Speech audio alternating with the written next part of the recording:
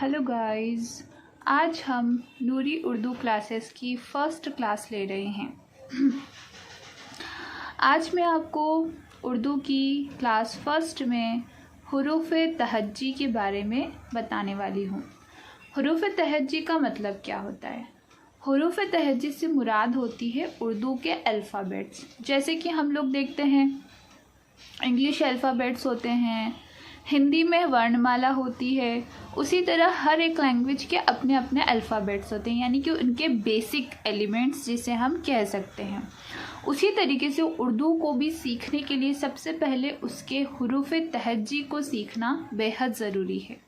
तो आइए हम स्टेप बाय स्टेप इनके एक एक हुरूफ़ के बारे में पढ़ते हैं और उनके साउंड के बारे में और उनकी हैयत के बारे में हम लोग ध्यान से समझेंगे। आज हम बात करने वाले हैं हुरूफ़ तहज्जी के इन कुछ ख़ास अल्फाज के बारे में। सबसे पहला हुरूफ़ आता है अलीफ। अलीफ की शक्ल एक खड़ी लाइन के जैसे होती है। इसका साउंड होता है अ। ओके, अब हम बात करते हैं बे की। बे का साउंड होता है ब। फिर है पे का साउंड होता है प।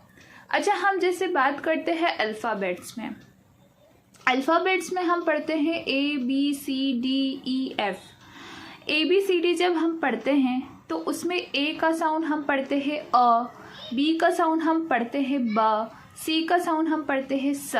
उसी तरीके से हम इसमें जो है जब उर्दू के अल्फाज हम पढ़ते हैं तो उसमें अल्फाज को अलग तरीके से पढ़ा जाता है, लेकिन असल में जो उसका साउंड होता है, उसकी जो आवाज़ होती है वो एक अलग होती है।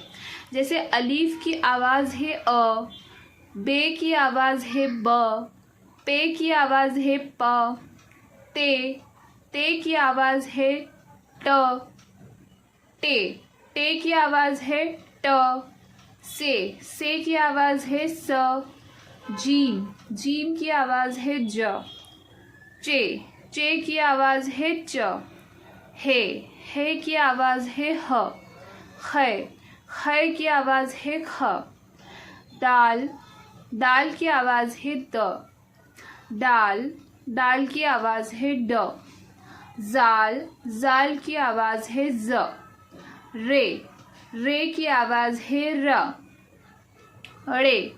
रे की आवाज़ है ड़, जे की आवाज़ है ज, शे की आवाज़ है श, सीन की आवाज़ है स, शीन की आवाज़ है श, स्वाद की आवाज़ है स, द्वाद की आवाज़ है द।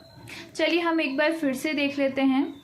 अलीफ, बे, पे, टे, से, जीम, चे, है, खे, दाल, जाल, रे, जे, शे, सीन, शीन, स्वाद, द्वाद। हमने यहाँ तक देखा। अब इससे आगे हम देखते हैं। अब बात करते हैं हम तोय की आवाज़ है तो, जोय की आवाज़ है ज, आइन की आवाज़ है अ, गैन की आवाज़ है ग, फे की आवाज़ है फ, काफ की आवाज़ है क, काफ की आवाज़ है क। ठीक है, आपने ये देखा होगा कि इसमें बहुत से हुरूफ ऐसे हैं जो मिलते जुलते हैं। हालांकि उनकी हैयत, उनकी शक्ल बिल्कुल अलग है, लेकिन जहां हम उनकी आवाज़ की बात करते हैं तो उनकी आवाज़ काफ़ी मिलती है। जैसे कि हम बात करें तय की, तो तय और तोय आपस में काफ़ी मिल रहे हैं। ते का साउंड जो है वो भी त निकल रहा है और तोय का साउंड भी त निकल रहा है। लेकिन जब हम उर्दू को पढ़ते हैं और पढ़ते पढ़ते हम कहीं अल्फाजों से जो है जब उनको देखते हैं रेगुलर, जब उनको पढ़ते हैं तो उनमें काफ़ी हमें तब्दीलियाँ देखने को मिलती हैं। जैसे कि हम अगर यहाँ एग्ज़ाम्पल देखें,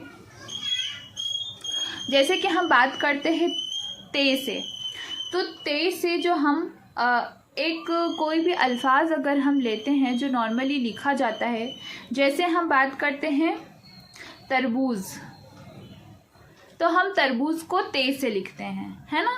और लेकिन अगर हमें यही तोता लिखना हो तो तोता हम लिखेंगे तौय से, तोता।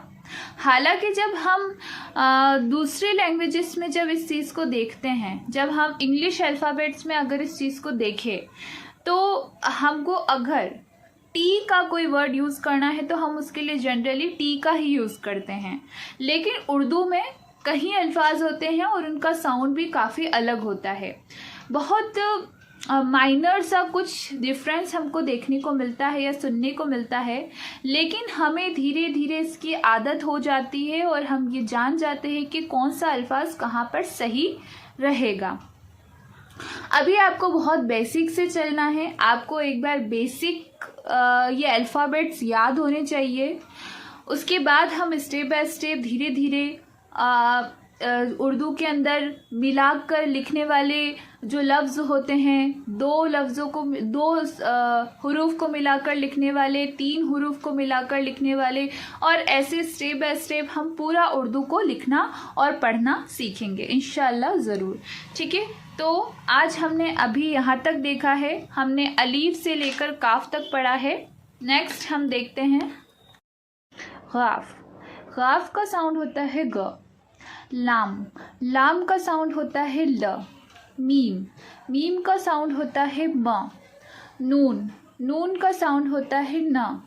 वाव, वाव का साउंड होता है व। है का साउंड होता है ह। ये का साउंड होता है यी। ई, 2 साउंड्स हम यहाँ देखने को मिलते हैं। य के जो जिसे हम छोटी ये कहते हैं, छोटी ये के 2 साउंड्स हमें देखने को मिलते हैं। एक तो होता है यी और एक होता है ई। बड़ी ये का साउंड होता है ये। ठीक है, अब हम हुरूफ तहज्जी के बारे में कुछ खास फैक्ट्स देख लेते हैं, कुछ नोट्स देख लेते हैं। हुरूफ तहज्जी यानी उर्दू अल्फ़ाबेट्स में कुल हुरूफ की तादाद जो होती है वो 36 होती है। यानी कि जिस तरीके से हम अगर बात करते हैं इंग्लिश अल्फ़ाबेट्स की, इंग्लिश अल्फ़ाबेट्स के अंदर जो टोटल अल्फ़ाबेट्स होते हैं वो होते हैं 26। उसी तरीके से हमारे पास उर्दू जो अल्फ़ाबेट्स है उसकी जो तादाद होती है वो होती है 36। ठीक है, इनकी आवाज़ें हर एक से मुख्तलिफ होती है। ये आपने देख लिया है कि जो हर एक की आवाज़ है वो एक दूसरे से बिल्कुल मुख्तलिफ है। यानी कि कुछ अल्फाज जो है वो हलक से बोले जाते हैं, कुछ जो है वो ज़ुबान से बोले जाते हैं, कुछ लब से बोले जाते हैं, कुछ लबों को मिलाकर बोले जाते हैं। तो उसके लिए जो आपकी रवादारी बहुत ज़रूरी है, आपकी अल्फाज जो है वो साफ़ होना बहुत ज़रूरी है।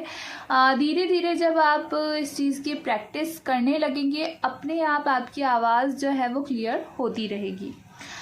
जिस तरह अंग्रेज़ी ज़बान में अल्फ़ाबेट्स होते हैं उसी तरह हर ज़बान की शुरुआत उसके बेसिक हुरूफ से ही होती है। जैसे हम बात करें अगर किसी भी वर्ल्ड की किसी भी लैंग्वेज के बारे में, तो बेसिक उसके जो इक्विपमेंट्स होते हैं उसी के अकॉर्डिंग हम धीरे धीरे आगे बढ़ते हैं और उसी के अकॉर्डिंग हम पूरी लैंग्वेज को सीख पाते हैं, है ना। चाहे वो हम रशियन ले लें, चाहे हम इंग्लिश ले लें, चाहे हम उर्दू लैंग्वेज ले लें, अरबी लैंग्वेज ले लें, या अदर हम कोई भी लैंग्वेज ले, तो उसमें हमें बेसिक जो उसके अल्फ़ाबेट्स से उनको याद करना काफ़ी इम्पॉर्टेंट होता है। तो गाइज़ एंड फ्रेंड्स, मेरी आपसे यही रिक्वेस्ट है, एंड जो भी इस वीडियो को देख रहे हैं उनसे मेरी यही रिक्वेस्ट है कि आप इन बेसिक इक्विपमेंट्स को, इस बेसिक अल्फ़ाबेट्स को बहुत अच्छे से लर्न कर लीजिए, इनकी हैयत, इनकी बनावट को अच्छे से पहचान लीजिए, क्योंकि जितना आप इन्हें अच्छे से पढ़ पाएंगे उतना ही अच्छा आप उर्दू को सीख पाएंगे। तो दोस्तों, bye bye, thanks for watching. Please video को लाइक करें, चैनल को सब्सक्राइब करें और बेल आइकन को दबाना ना भूलें। Thank you.